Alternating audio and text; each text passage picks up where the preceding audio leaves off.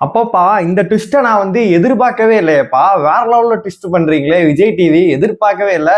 எப்போவோ தூக்க வேண்டியவனை இப்ப கொண்டு வந்து தூக்குறீங்களடா அப்படின்ற மாதிரி இருக்கு. அது மட்டும் இல்லாம வெண்ணையை எடுத்தவன் ஒருத்தவன், அதை நக்கினவன் ஒருத்தவன், மாட்டினவன் ஒருத்தங்கிற மாதிரி இந்த வீட்டுக்குள்ள எவ்வளவோ பிரச்சனைகள் இருக்கு. ஒரு வாரம் பக்கெட்டை தூக்கிட்டு வச்சுக்கிட்டு அதை வச்சே ஓட்டுனீங்க. இந்த வாரம் நம்ம நினைச்சோம் சாண்ட்ராக்கு ரோஸ்டடா போடு போடு, ஃப்ரெண்டோட ஒய்ஃபே போட்டு பிரிக்கிறாருப்பா, போட்டு செம்ம கேள்வி கேட்கிறாருன்னு சொல்லிட்டு நம்ம நினைச்சுக்கிட்டு இருந்தா அங்க ஆட்டமே மாறுது. இந்த வாரம் கேப்டன்சியை பத்தி கேட்கிறாரு. கேட்டுட்டு கானா வினோத் பக்கம் வண்டி திரும்புது. அவர் என்னங்க பண்ணாரு அப்படின்ற மாதிரிதான் நம்மளுக்குமே தோணுது. ஃபைனலா டபுள் எவிக்ஷன் நடந்திருக்கு. இப்ப வீட்டுக்குள்ள இருக்கிறது வெறும் 11 பேர் தான் இருக்க போறாங்க. ஆட்டம் சூடு பிடிக்க ஆரம்பிச்சிருக்கு. அது மட்டும் இல்லாம 24/7 பாத்தீங்கன்னா ஒரு பேரண்ட்ஸ் இருக்க போறாங்க, அவங்களோட ஃபேமிலி இருக்க போறாங்க. அது யாரு எல்லாத்தையுமே நம்ம ஃபுல்லாவே பார்த்தலாம். ஹாய் மக்களே, நான் உங்க ஷாப். நிறைய பேர் வீடியோ பாக்குறீங்க, லைக் பண்ணாம பாக்குறீங்க. லைக் பண்ணிட்டு பாத்தீங்க அப்படின்னா ரொம்ப சந்தோஷமா இருக்கும். ஹைப் இருக்கவும் ஹைப்பை கூட தட்டி விடுங்க. அதாவது இந்த தேர்ட் ப்ரோமோ நீங்க பார்த்துருப்பீங்க. எனக்கு கடுப்பா இருந்துச்சு. கானா வினோத்தோட கேப்டன்சியை பத்தி கேட்கிறாரு. அவர் ஒரு விஷயம் சொல்றாரு. அதாவது சார், இந்த வீக்ல கிளீனிங்லன்னு சொல்லிட்டு எத்தனை தடவை சொல்லுவீங்க அப்படின்ற மாதிரி விஜய் சேது கேட்க அவர் சொல்றாரு, இல்ல சார் நான் பல முறை சொல்லிட்டு அவங்க கேட்க மாட்டேங்கிறாங்க அப்படின்ற மாதிரி அவர் சொல்றாரு. நீங்க எத்தனை முறைங்க சொல்லுவீங்க? அது மட்டும் இல்லாம அவங்களுக்கு சில சலுகைகள்லாம் பண்ணீங்க, கண்டிஷன்லாம் போடுறீங்க, அதை எப்படி நீங்க அலோவ் பண்ணுவீங்கன்னு கேட்டு கானா சொல்றாரு. சார் நான் எத்தனை தடவை சார் சொல்றது, சொன்னா அவங்க கேட்க மாட்டேங்கிறாங்க சார் அப்படின்ற மாதிரி சொல்றாரு. நீங்க இவர் என்ன, விஜய் சேது என்ன சொல்றாரு அப்படின்னா, அவங்க கண்டிஷன்லாம் போடுற அளவுக்கு நீங்க எதுக்கு அலோவ் பண்றீங்க, அவங்களுக்கு எதுக்கு ஃப்ரீடம் கொடுக்குறீங்க அப்படின்ற மாதிரி விஜய் சேது பேசுறாரு.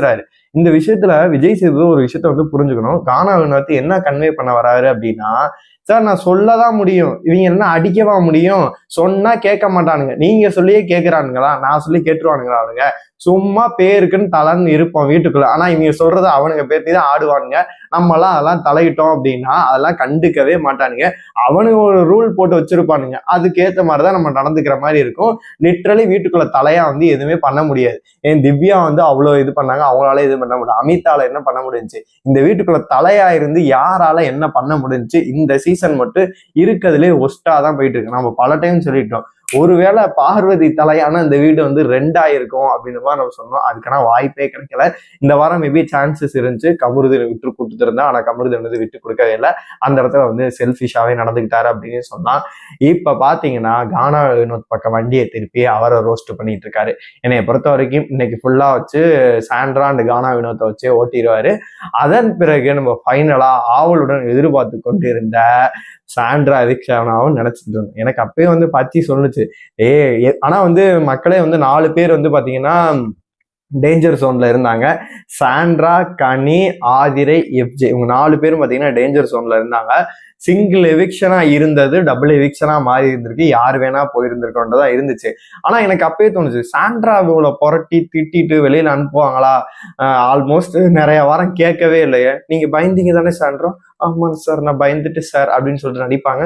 எங்கே இடிக்குதே மாப்பிள்ள அப்படின்ற மாதிரிதான் எனக்குமே தோணுச்சு. அதே மாதிரிதான் நடந்துருச்சு. ஒருத்தரை திட்டி இவனுங்க சத்தியமா வெளியில அனுப்ப மாட்டானுங்க. அவங்களுக்கு நல்ல பேரு கிடைச்சு பா செம்மையா விளையாடுறாங்க அப்படின்னு சொல்லும் போது தூக்கி வெளியில அடிப்பானுங்க. எஃப்ஜேவெல்லாம் எப்போவோ வெளில போக வேண்டியது, பல வாரமா அவனை பாத்தீங்கன்னா காப்பாத்தி போட்டுட்டு இருக்காங்க.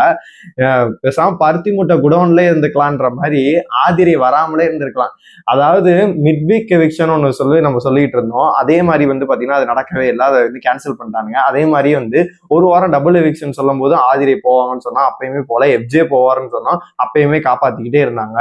நம்ம வயல்கார்டு என்ட்ரியை நம்ம ஆதிரை வராங்கன்னு சொல்லும் போது லிட்டரல் நம்ம என்ன சொன்னோம், எதுக்குடா உள்ள விடுறீங்க, ஏதோ ஒண்ணு எக்ஸ்போஸ் பண்றதுக்காண்டி பண்றீங்க அப்படின்ற மாதிரி சொன்னோம். ஆனா எல்லாருமே எதிர்பார்த்தது என்னன்னா, பிரவீன் அவர்களும் துஷாரோ இல்ல வாட்டர்மலான் வந்தா நல்லா இருக்குன்னு எதிர்பார்த்தேன். இவங்க இப்ப என்ன ஷோ மாத்திட்டாங்க, என்ன ஆட்டத்தை புரட்டி போட்டுட்டாங்க, என்ன ஒரு புரட்சியை வீட்டுக்குள்ள பாத்தீங்கன்னா ஆதிரை பண்ணிட்டாங்க அப்படின்ற மாதிரிதான் இருக்கு. Literally waste.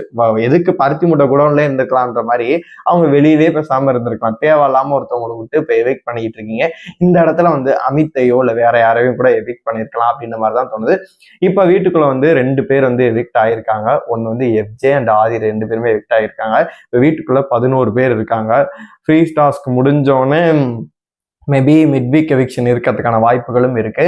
அதன் பிறகு ஒரு சிங்கிள் எவிக்ஷன் டபுள் எவிக்ஷனோ அந்த மாதிரி பண்ணிட்டு, என்னைய பொறுத்த வரைக்கும் டாப் 5ல பாத்தீங்கன்னா பார்வதி அண்ட் கமருதீன், திவ்யா, இவங்க 3 பேர் வந்து பாத்தீங்கன்னா கன்ஃபார்ம் போயிடுவாங்க. அப்புறம் கானா அப்சல்யூட்லி இருப்பாங்க. அந்த 5வது பொசிஷன் யாரு அப்படின்னு சொல்லிட்டு உங்களுக்கு தெரிஞ்சுன்னா மறக்காம கமெண்ட் பாக்ஸ் சொல்லுங்க. இப்ப 2 எவிக்ஷன் நடந்திருக்கு. இதை பார்க்கும்போது உங்களுக்கு என்ன தோணுது? உங்க கருத்துக்கள் எல்லாத்தையுமே மறக்காம கமெண்ட் பாக்ஸ்ல சொல்லுங்க.